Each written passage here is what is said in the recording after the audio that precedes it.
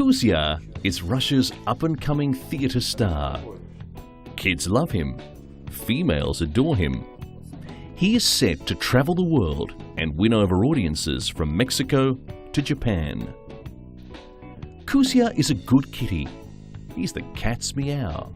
And this is the story of his rise from an obscure litter to stardom. Kuzia has literally come in from the streets and learned to pose, purr, jump, climb, and perform super feline acrobatic tricks. Kuzia has joined the ranks of the 120 performing cats from the Kuklichov Cat Theatre. This is an elite group of performing kitties who play to regular sellout crowds and take away top theatre prizes at international competitions. And Kuzia is simply one of their brightest up-and-coming stars. Kuzia's long climb to stardom began with the most bleak of prospects. He was an unplanned kitty cat, born into a home that simply couldn't keep another kitten. But his owner hoped and dreamed they could find a better life for Kuzia. In a long-shot chance, the owners brought him to the Kuklichev Cat Theatre for auditions. This theatre rarely accepts cats from the street. It can breed its own with fine acting pedigrees. But Kuzia's lack of fear and curiosity impressed veteran circus clown and theatre owner Yuri Kuklichev. Kuklichev agreed to take Kuzia into the theatre on one condition. The theatre's resident veterinarian must examine and approve the mixed Siberian Shorthair. And a few days later, the blood samples reveal a healthy cat, and Kuzia is formally handed over to the theatre. And it's up to Yuri Kuklichev's son Dmitry to find out what Kuzia's fate would be. Dmitry enters Kuzia into an intensive training program of several hours each day to discover his strengths and work through his weaknesses. And all this love pays off. Not only has Kuzia settled in with the other cats in his large cage, but by 3 months, he has begun to hone skills crucial for performance. Kuzia, it turns out, is a jumper and pole walker. These are skills that place him on track to possibly become one of the theatre's stars. If he continues with his progress and doesn't let success go to his furry head, then Kuzia will join a small group of the theatre cats who travel abroad performing to delighted crowds. Many of the theatre cats wash out at this period in their career, and Kuzia may simply join them as a reliable but unextraordinary performer. Or he may continue defying the odds and hit the big meow.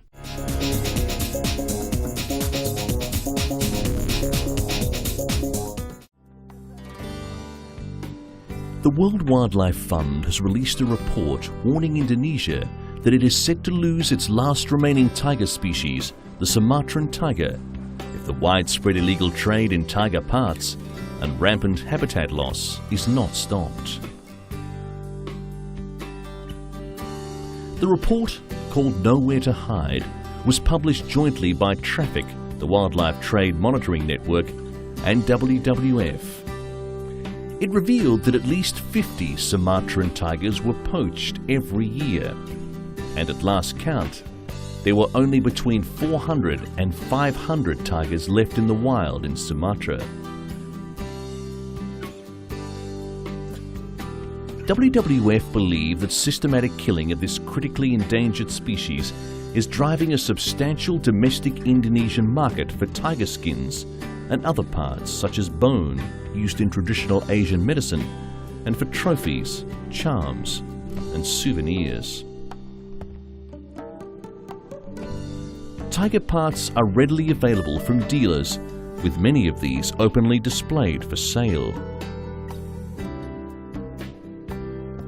Traffic's undercover investigators found tiger products in 17 of the 24 towns they surveyed, and 20% of 453 shops visited sold tiger products, primarily teeth and claws. The report also revealed illegal international trade in Sumatran tiger parts sold to South Korea, Taiwan, Singapore, Japan, Malaysia and China. Loss of forest habitat is also a major threat to the Sumatran tiger. The World Bank estimates that nearly all of Sumatra's lowland rainforests outside protected areas will be lost soon. And despite this, some of the world's biggest paper companies such as Asia Pulp and Paper are continuing to clear thousands of hectares of forests a month to produce cheap paper for the UK and world markets. With only a few hundred Sumatran tigers remaining, WWF fears they may suffer the same fate as two other tiger subspecies, the Balinese and Javan tigers, which became extinct in the 1930s and 1980s respectively.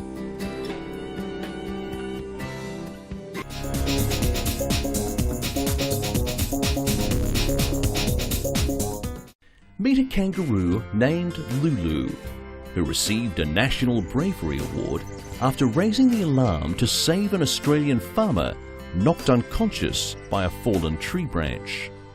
Hobby farmer Leonard Richards was checking for storm damage on his property when he was hit by a falling branch. In a story reminiscent of a long-running Australian children's program series Skippy, Lulu began barking until Richards' wife came to investigate.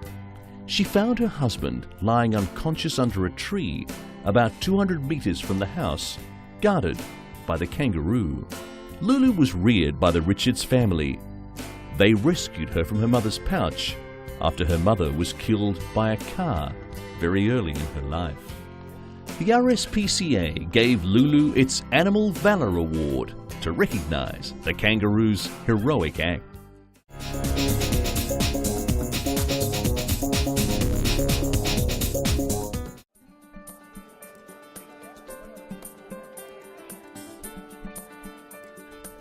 Parents bring their children from miles away to watch Santa Claus feed the fish, and sharks play a game of underwater soccer.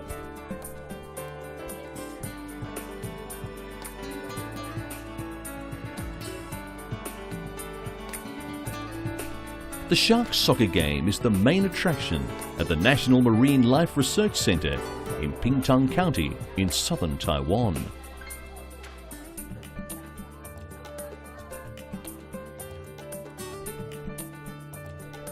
These predators bang the ball around underwater.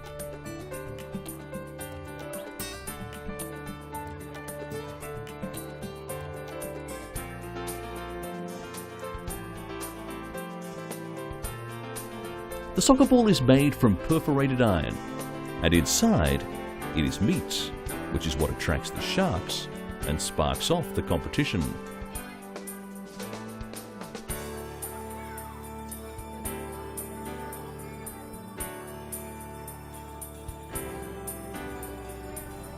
The ball was originally devised by researchers to encourage the sharks to exercise more.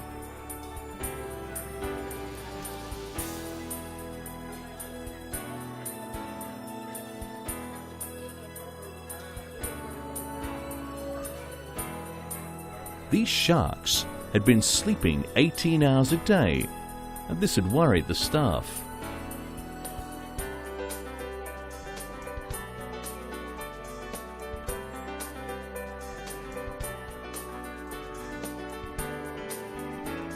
The aquarium had bought the sharks from local fishermen when they were babies, and staff were concerned for their health.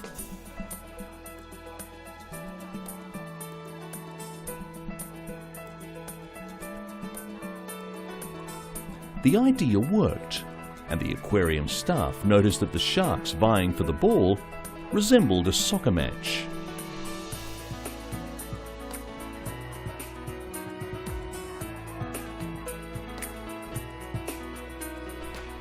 It has been so popular, the aquarium plans to keep the show going all the time.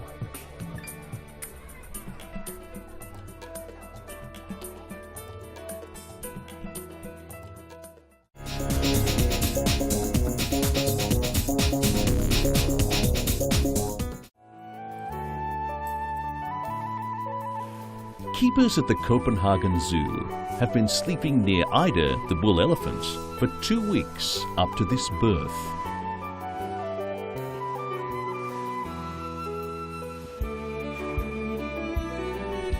The contraction started at 8 a.m. and Ida found a corner in the stable in order to press her head into the wall and lift her hind legs up and shift from left to right.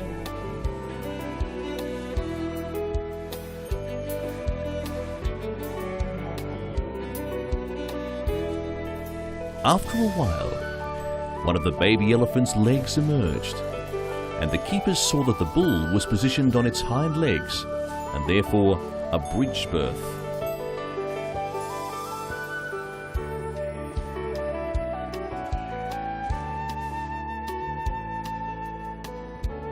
The mother would not allow any of her keepers to approach during the birth, but the heaviest contractions finally pushed the baby out successfully. Ida then rolled the newborn around to break the amniotic sac.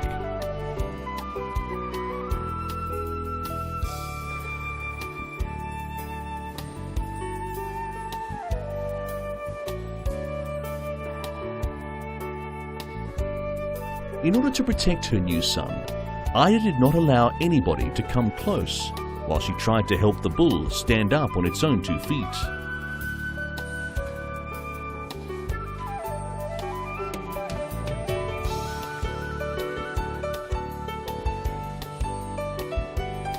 However, after half an hour, the keepers were allowed to support her again, as the baby bull could finally walk on all fours after numerous attempts.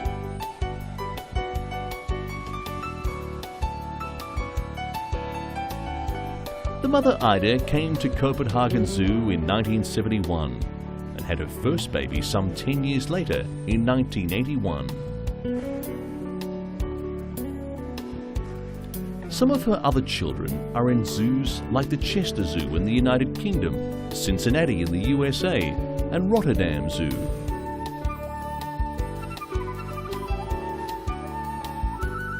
Copenhagen Zoo houses the highest amount of elephants in Europe and 3rd in the world.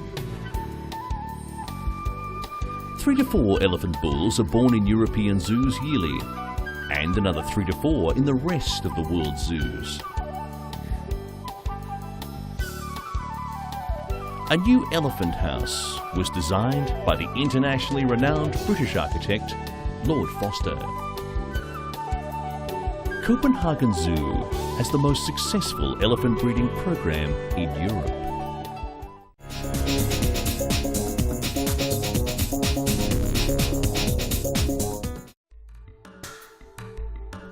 Unlike in the Wild West, wild horses in a German reservation are not caught with lassos, but with bare hands.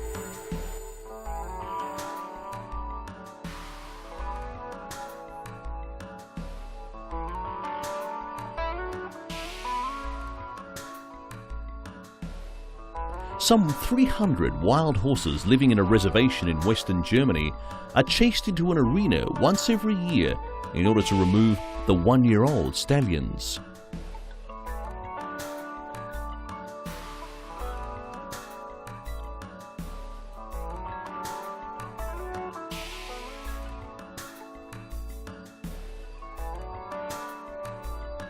To avoid inbreeding, the stallions are taken out of the herd and later auctioned off under the eyes of thousands of spectators, some of whom pay between 200 and 500 euros per horse.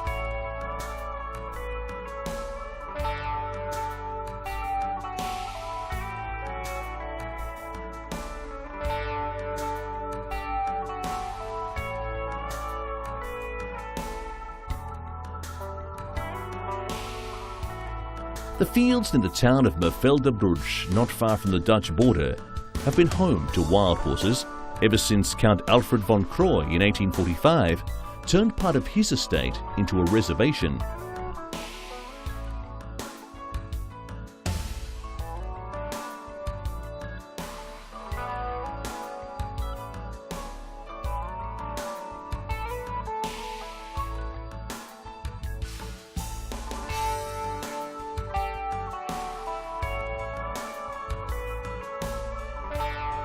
No blacksmith or veterinarian tends to the horses, which live in groups and are left to themselves, except on the last Saturday in May.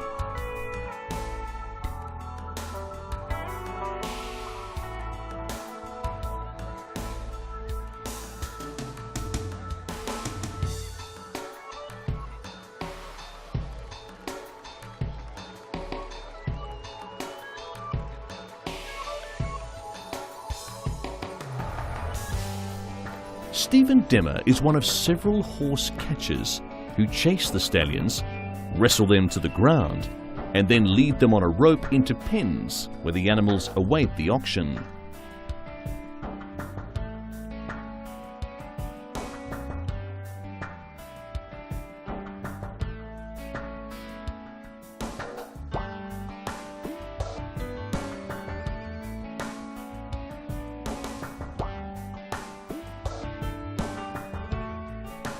Most of the catchers are locals from surrounding villages. And since 1907, stallions have been caught in Merveldebrug once a year.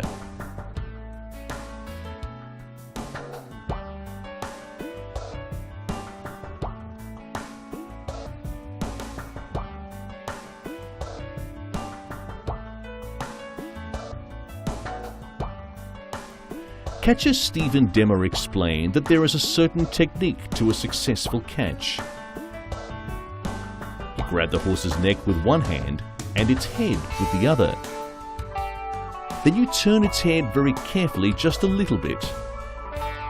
This is how the horse loses its balance. Then you jump onto the horse, which Demmer says hurts the catcher much more than the horse.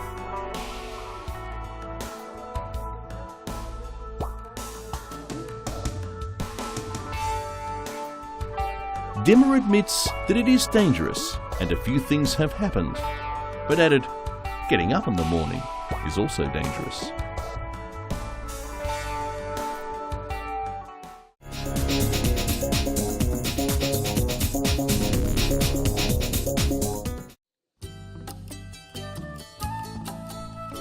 At Tierpark Zoo in Berlin, baby giraffe Yeti seemed to enjoy her first public appearance, running round her family members happily within the zoo's enclosure.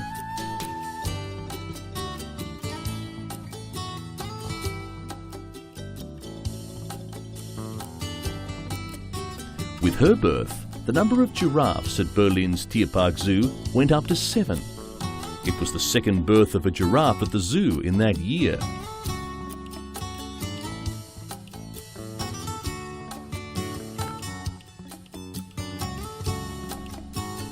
Anton, Yeti's half-brother, was born earlier on from the same father, but a different mother. Yeti's mother is 15-year-old Ellie. Yeti is the German short name for Henrietta.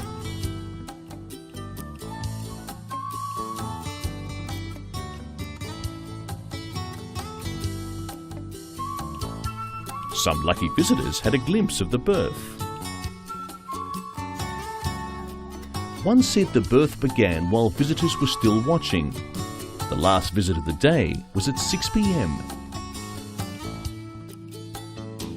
Then nothing happened for a while.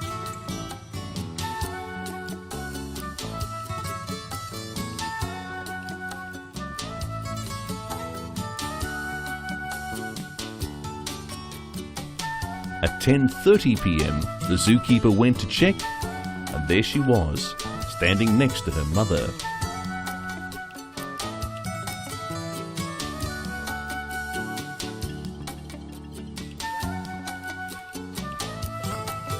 Measuring 1.85 meters at birth, Yeti was born 10 centimeters taller than her half-brother Anton.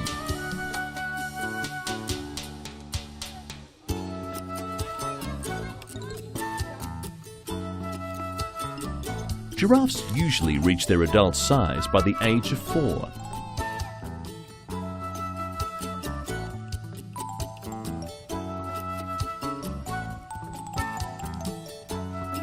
During her lifetime, a female giraffe can have up to 10 babies.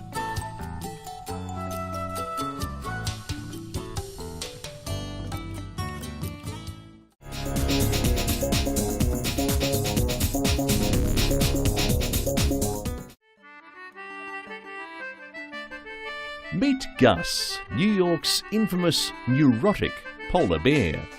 Gus has had a lot of attention throughout his time at Central Park Zoo. The infamous creature was branded neurotic, paranoid, even bipolar. But keepers have finally made the polar bear happy. The secret behind this bear boost is a new water-whirling device called Endless Pool. It churns up the water of the normally tranquil pool, creating a fun current to play in. Before this new spa treatment, Gus would often act strange, worrying keepers with his endless and sometimes frenetic swimming back and forth. Gus's new toy is a hit, turning him into a more playful bear and arriving just in time for New York's blistering summer weather. Head keeper Don Moore says it's worth every penny. For youngsters visiting the zoo, it was a relief to see this once neurotic New York bear act the fool. And playful Gus was. He delighted visitors by swimming with a bucket on his head, as if to prove his newfound lease on life. It now seems the only thing keeping Gus from fooling around in bubbles is not depression, but love. It's mating season, you see, for polar bears, and Gus was rather keen on following around his enclosure partner, Ida, and keepers say that's only to be expected.